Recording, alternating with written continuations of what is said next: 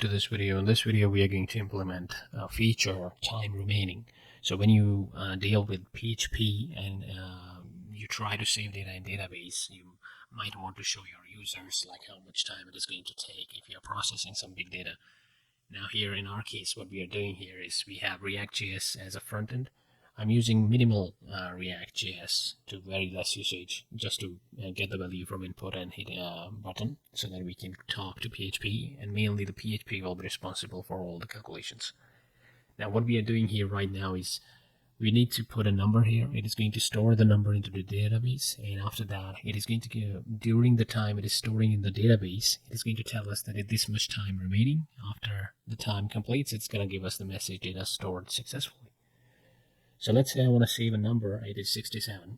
I hit save. It tells me it is going to take 6 seconds. Now the time is ticking, and exactly after 6 seconds, this is data saved successfully.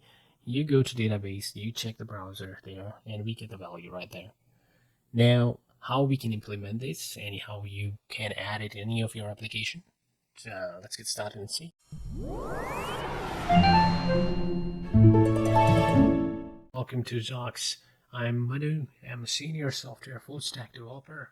If you want to learn front-end and back-end technologies, I do release tutorials, video tutorials, as well as articles on a weekly basis. You can visit my website as well, which is zox.biz. To support me and join me, subscribe this channel. I have a React application, and here basically I have two files. One is index.js. Now this file is basically telling that render this app component. That's all it is doing it. Now that app is here, and in this app we are simply saying a div which has a form in it, and here we have the title. So yeah, that's what you're seeing here. Currently, if I go here and hit button, nothing happens, just a validation fires. Basically, there is nothing else we have mainly. I have app.css, which is giving us this background and this color. That's it. So to start with, first of all, what do we need to do? We need to put some variables in the React.js that we need to work with. So basically we are collecting here amount. So what I want to do, I want to create a state.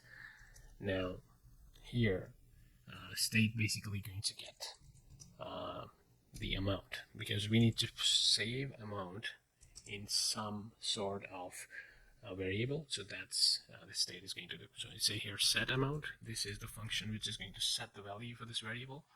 So now if you're not familiar with React, don't worry. Now you will be able to understand that the whole thing once everything is ready. This is going to give you the idea how things are working. You can replace React.js with jQuery or Vue.js in case if you want to, but if you get the main idea how things are working, then it will be possible for you. So now here I have this. So we need to use a use state. This is basically a React hook that allows us to use variables like this. So here I'm going to say a default value, which is going to be 0. Then another one I want to create is the countdown, because we are dealing with time here, and we need to set the time under the front end at the first, and then we will see later on how we can do it through PHP dynamically. So here we say count down, all right, and comma, and then if you guessed it right, it's set countdown.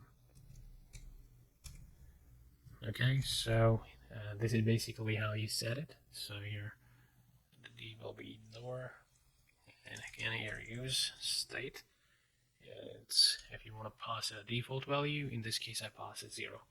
So this is going to be the default value for it. Now we want to show the success message. So for that I'll create another creator variable, and as in React we create state. So here we say success message, and then set success message. So alright, use state, and the default value as it's going to be empty string because we don't have straight away success message or anything. I also want to have another variable for timer. So I'm going to create here constant. I'm going to call it timer ID, and then set timer ID, and then here we call it use state, and by default I want to pass null. So now you know that we have 4 variables. Now these variables we can use in our form. So for example, we have input, which is name. Name is amount. So here, if you want to pass the value, you can pass value, and you pass value in React like this. Yeah. And inside it, you can pass this variable. So you can simply put here amount, like that. So this is going to set the amount there. Now, on the form submission, we need to do something. So here, for that, let's see what we can do. We need to create a function. So we say here function, and I want to call it handle submit, because we are going to submit the form, and then we will deal with the PHP. All right, so handle submit, this is the function, and I need to remove it. It's not error function. Okay, this also goes. All right, so this we can put here on submit. So it's going to be on submit, and you can pass it like that. Okay, so now we have these. Now when user types here, I want to set the amount. So what we need to do, we need to check about the on change event. So here, what I do, I break it down, and I say on change, and here, what are we gonna say? We're gonna say that we want to set an amount. So it's gonna be like this. We call set amount, and we pass it. So we can get the value like this. So we pass e, and here, and then I say e dot target, and then dot value. So it's going to pick the value and going to set that value to this variable. Alright, so basically you get the idea of if this is how we pick the value from input. That's the main logic behind it. Now if you have a small application, you can do this. You can set some time, let's say 60 seconds in front end, and the same time you set in backend, and then match that time, and it will work just fine if you're sure that it's not going to take that particular time. It can be 30 seconds, 50 seconds, totally depending on your application as well as requirement. And if you're dealing with lost data or uploading a file or something else, in that case you're not sure how much time it's going to take, as it is based on server and many other factors. That is a bit complex scenario. So what are we going to do? First, we're going to see the first thing, how we can do it from front end as well as back end. And then we see how we can do dynamically.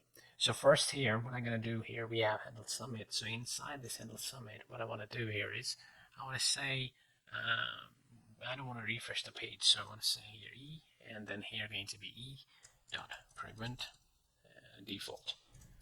I believe you are aware of this one. And then we want to set the message. So set message, success message, first time when we hit it, we maintain it empty. That I want to set the countdown, and I want to set this countdown to 6 seconds. This is manual value for now. I'm passing, but later on I'll tell you how to do with this. Now what we need to do next is we need to say here timer. We need to start. So let me add a comment here. Start the countdown timer. All right. And here, what we want to do, we want to set a constant, which is going to be id equals to, and this is going to be the set interval function. And in this set interval function, basically we will be reducing the timer. All right. So let's do that. First thing here, I pass it like this, and here I say set countdown.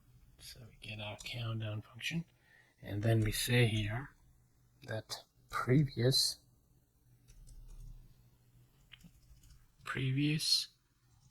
count down. All right, so previous countdown, whatever it is,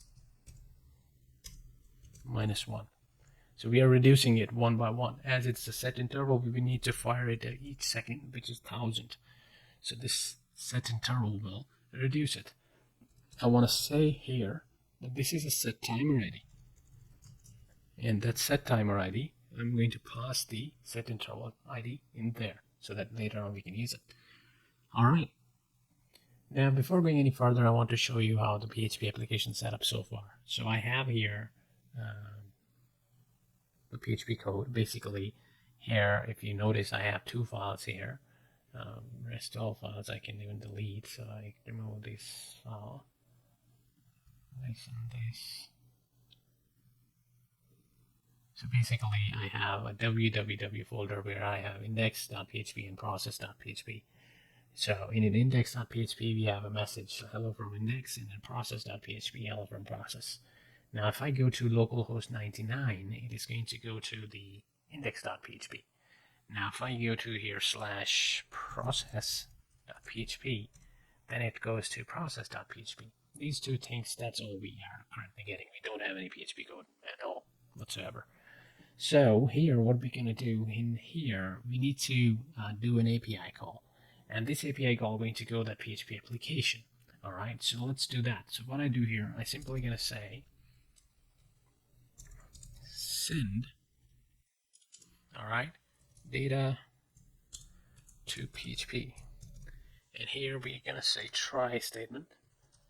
And here we want to put here basically a constant, which is going to be response, which we get in return. I want to use a wait, fetch, and here we want to pass the URL. Now it is in my local, so we will say HTTP, and then here we want to say localhost, and then here 99 index.php. All right, index.php, not slash, so be careful about that. And here comma, curly braces. Here we want to say the method. So method is going to be the post method. So it's going to be post request, and body we want to pass JSON dot stringify. All right, and here inside it we want to pass what we are from our form. We are getting the amount. So we want to pass the amount here because we are setting that amount to this variable here. So we can copy this variable, pass this variable right here. Okay, so this is what we are passing to PHP. So deal with it. Comma, then here we say headers. And here in headers I say, all right, the content type. Content dash type. And it's going to be the application /JSON. All right, this is the content type. Okay, so far so good. Let me make it big here. And here, once the headers are all set, after this, what we can do, we can clear the interval. So we say here, all right, once the API call is done, clear the interval. In which interval we are clearing? I give it the ID as a name. Say here. So here we are clearing it. All right. And here we can also check for response. So I'm going to straight away put here if response. And if it is getting too complex or confusing, don't worry, and it will be very clear once we will deal with PHP code. So I say here response okay, and then what we want to do here is constant data. And what constant data is going to be? It is a wait, and it's going to be response dot text. Okay, so what text we are getting in response, we're setting it to data, and here we're saying set a success message. So if you remember, we are having a success message, and we want to pass data there. Set it will set the success message. Else, as we are using the try statement, we can throw an exception. So here, new error, and then here we can put the error saving data. All right, simple is that. Now our try statement is ending here. We need to add a catch. So let's add a catch here, which is going to have error, and then here simply we can console log it. So it's here console.log, and here error. And if you want to, you can set the message again, set success message, or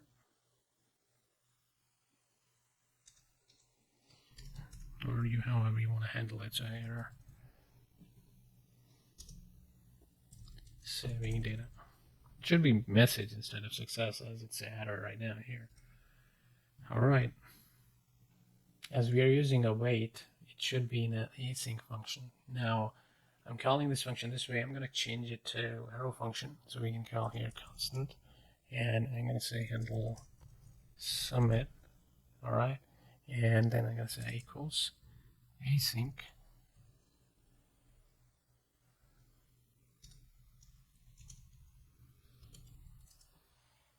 All right, now the errors are gone because we are in async function. Okay, so it should be fine now.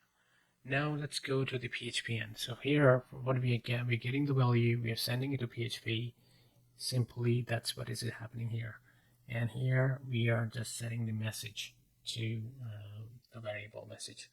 And here, what do we need to do? We need to show this message as well. So let's add there before going to PHP. Before this form, if we have a message, we want to show it. So we say here, success message. If we have it, what we do, we show a div, and let's give this div an ID. I give this ID a success message, and inside it we can simply pass success message. Okay, it will display our message if there is any message. Now also we have set countdown, so each time, like let's say it's a 6 seconds, it should reduce to 5, 4, 3, 2, 1. So we need to show that too. So what we do here, below the form, I also say if the countdown, right, if countdown is there, if it is more than 0, that means we already have it set, because we have it set by default, countdown is 0. When we click submit, we say set it to 6. So if it is more than 0, that means we just set it up. And if it is set, then we say here time. We need to put a string here, and it's going to be time remaining. Now what I do, I cut it and put it inside a div. So div, and here time remaining, and put this div in quotes like this. Here I also want to pass an ID, and this ID is going to be the countdown. Countdown, time remaining, and then here we can say simply pass the countdown. Alright, so that will display the countdown. Now let's go to the PHP side. So we are going to the index.php. Currently it says hello from index.php. That doesn't make any functionality to work. This is what we need. So what we need to do, first thing first, we need to make a connection to database. So we have a database running currently where we have this data. So we need to store inside it. So database data is docs. Then here we have the table name data. So let's do that. So go back here, delete this. I create the simplest way possible. Here I say host, and I'm gonna pass here a value. It's gonna be DB. Alright, then I want to have another value which is gonna be DB name. Then I want to have the username, and at last we want to have password. Alright, now I'm going to say equals. Okay, so we have it here. Now let's make a connection. So for connection, what I'm going to do, I'm going to go here and say try. And in this try statement, I also add a catch here. And I say P. Actually, we are not going to use PDO, so I'm going to remove this. What I'm going to do, we're going to do my SQLi. So I say $con is equal to, and then I'm going to say $con. Alright, now $con we don't have, so we need to create it first. So here we say $con, which is the connection, which is going to equal to new MySQLi. And here we need to pass all those values, $host, then going to be $username, then going to be $password, and then $db. Alright, so we have connection now. We can use this connection. So I simply say here arrow like this, and we can have query. So you can see that we already got the options there. So when you do this, you see all the available functions. So you can use the query. And here in the query, I want to say insert. This is a simple insert query. So I say insert into, and then I say database name, table, and then I'm gonna pass it. I want to say amount. All right, and then I say values, and the value is going to be like dollar amount. Now we don't have this dollar amount, so we need to set it up. In a moment we will do that. So here simply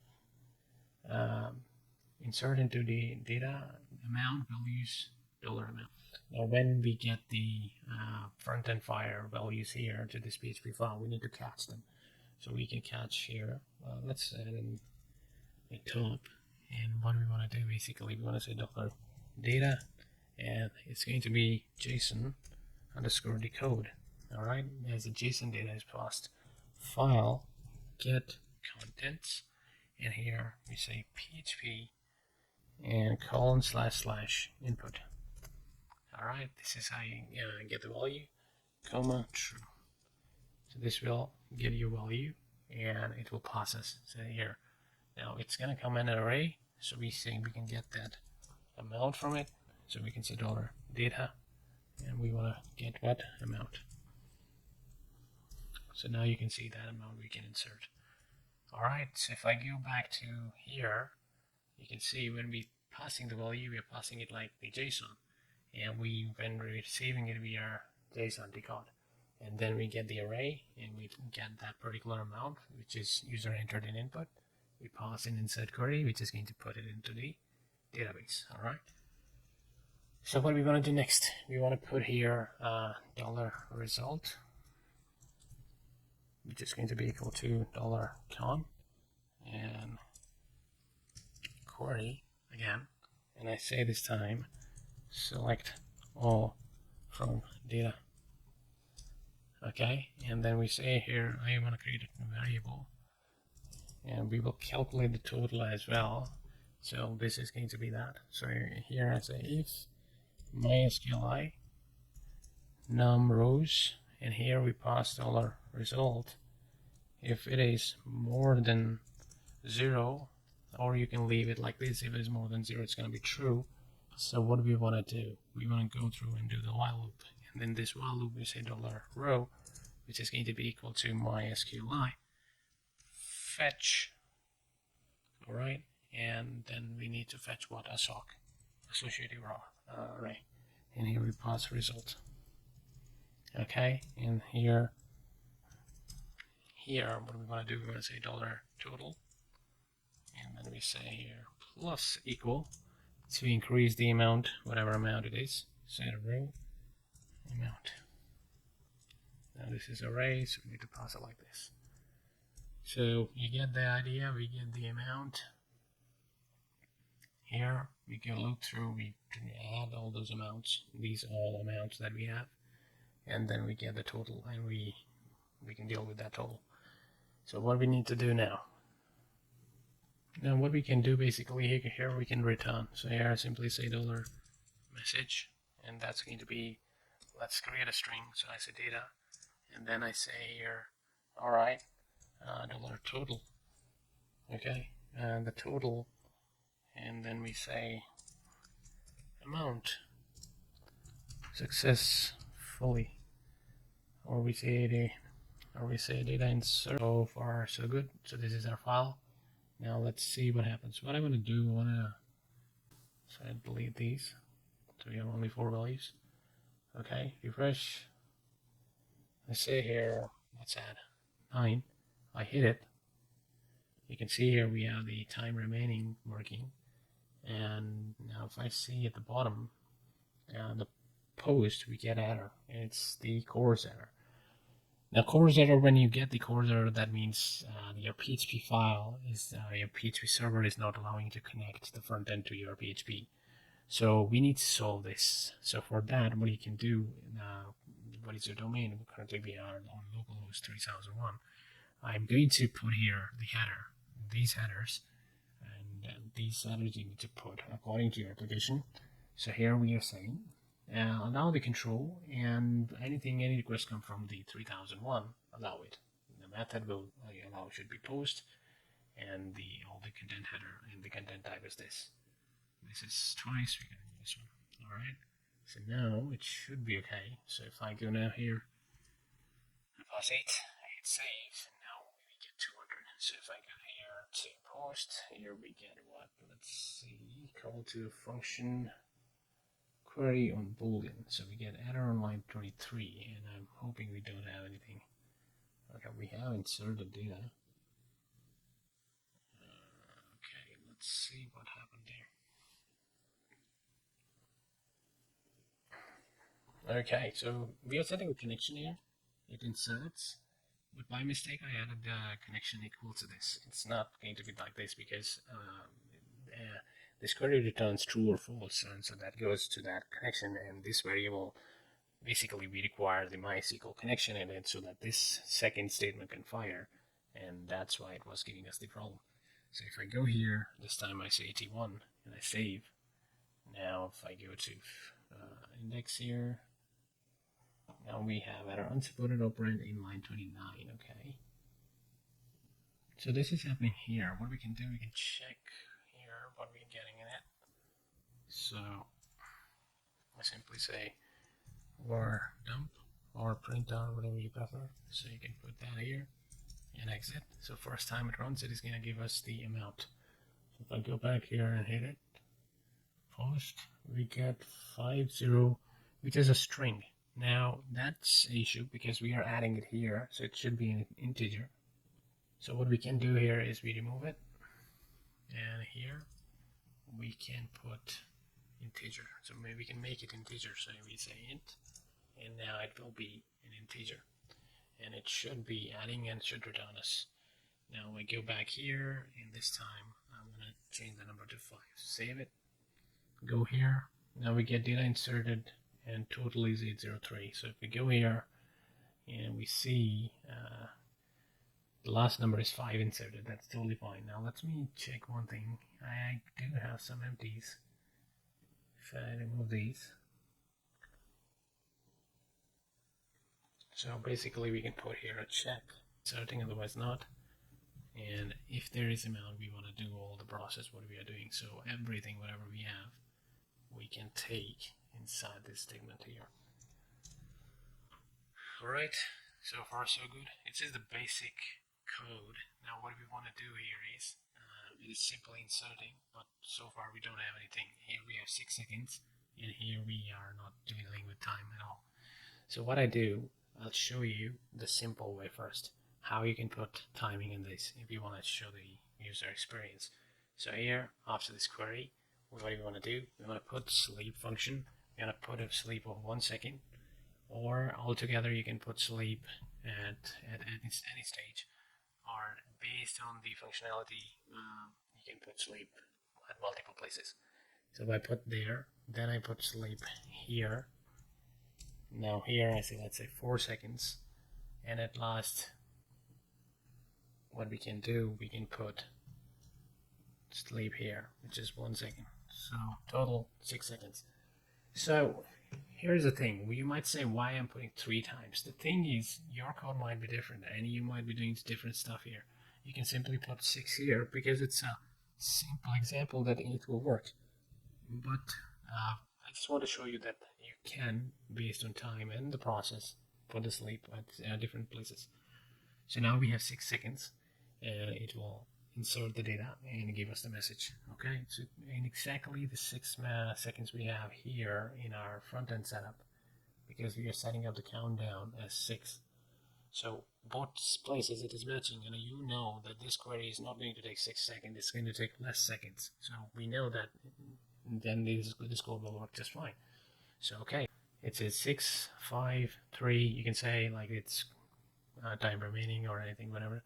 Now you get the result and your data is stored just fine. So this is the simple way you can do. Now let's see how you can do it if it is a dynamic thing. For dynamic way, now what I want to do, we have process.php, right? So what I want to do is I take everything from index.php, go here and paste everything right there. Alright, now here, after the connection, I'm going to remove everything, and we just have the connection, that's it. And on top we have this amount, dollar data, me just remove it. Alright, so what I want to do now, here I say $processing time. I set it to equal to 0 initially. Then what do we want to do? We want to run a query. And before that query, I want to set a time. So here I say start underscore time. And I want to say it's going to be equal to, and I say here micro equal to $connection, as we have connection. Then we say query. Inside query, I'm just going to get the count. So I say here select and count of all as count, alright, from data. So it is going to get us the count of all records. Then I say here alright, so what we want to do here next is I'm going to set a variable $main number, because we will be doing the addition of numbers just for fake processing or something, because we don't have much process to do show you here. I say here if my SQLi num rows, and here I pass $result. So if it is more than 0, or you just get passed like this, then you say while $row is equal to MySQLi fetch a sock.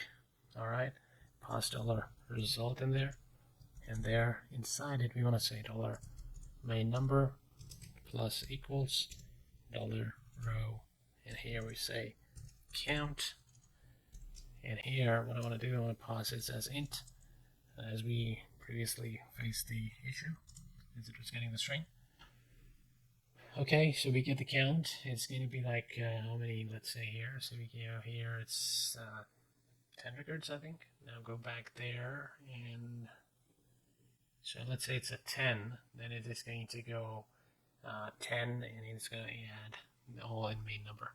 At the end of this, because we have the start time here I want to say that okay, end time. Okay, so we did some calculation here. We checked the time before it, now we are checking time after it. So here we say micro time, and we say true. Okay, so we get the time before it and after it. Now let's get the time difference. So we say here $query time minus $start time. Alright, now you have the difference of 2 times. So here you can use that time. Now here I did a single query. Now let's say, for example, you are dealing with a scenario where you're dealing with the 10,000 queries. So you know your server is dealing and taking time, this much time. Like let's say it returns you 1 second. So you know, like one query is taking 1 second. So if you have, let's say, 10,000 queries, how long it will take? 10,000 seconds. So let's do that way. So here I say is equal to the time we got from single query into the number of queries we have. So this is what the time is. And what we do, we return it. So we say echo, and we are returning JSON again in code. And here I'm going to pass an array, and it's going to be first data, and then if I get time in decimal spaces, I just want the whole number, so I use function seal, and here I pass the value query execution time. I simply copy that, and this is what we are returning now. Alright, so now what we need to do, we go to here, in here where we are processing, we want to say go to process.php instead of the index.php, so that it won't deal with the insertion or anything this time.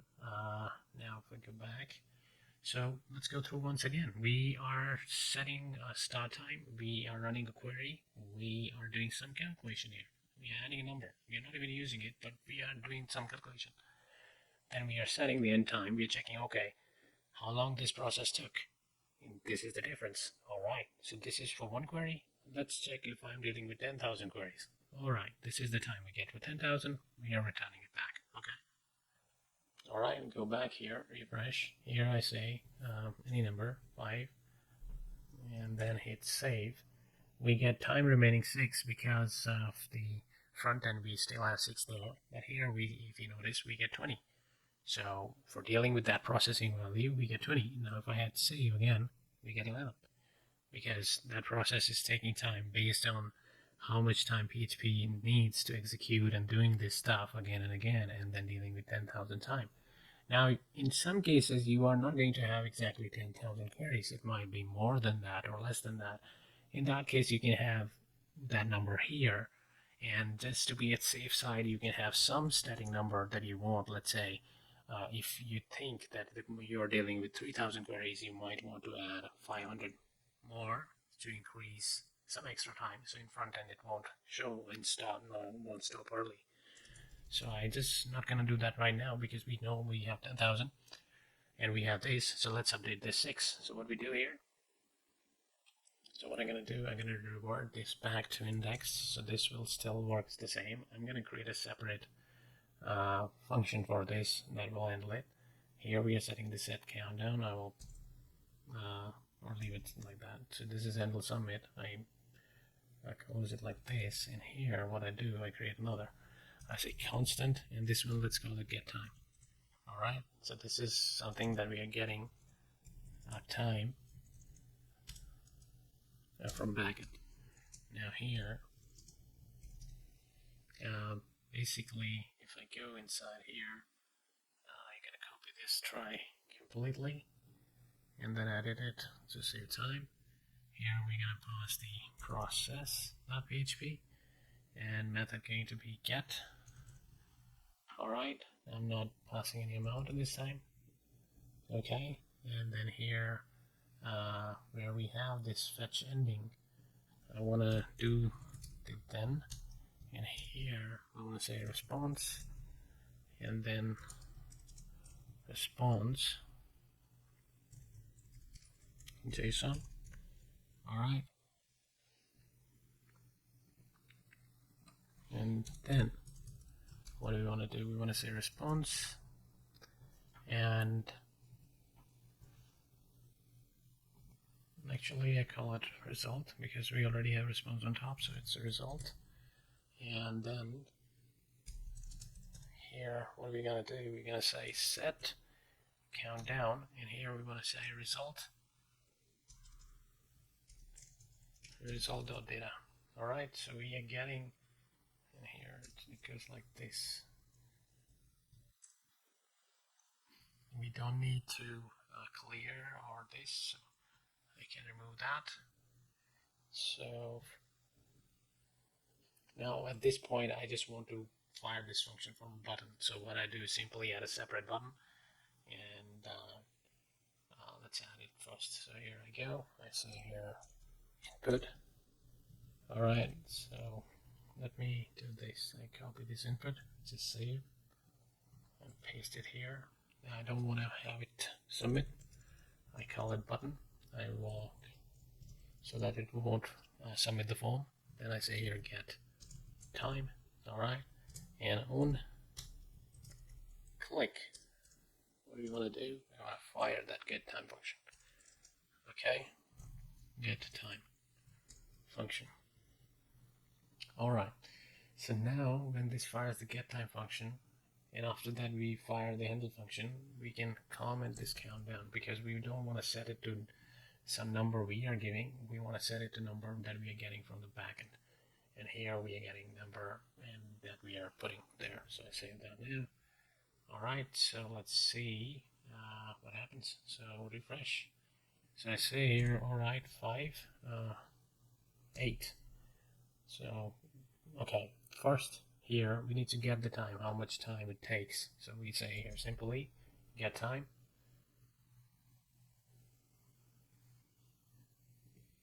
Alright, so we just process some number again and get time.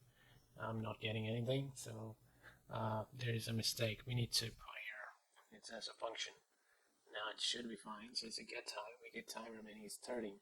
So we set like single query takes 1 second, 10,000 query takes 30 seconds, and we can process it. So if I hit save here, this time is set to that save, and you get the idea. You're telling your client, all right, this is the total, and we just saved the 11 number in the database.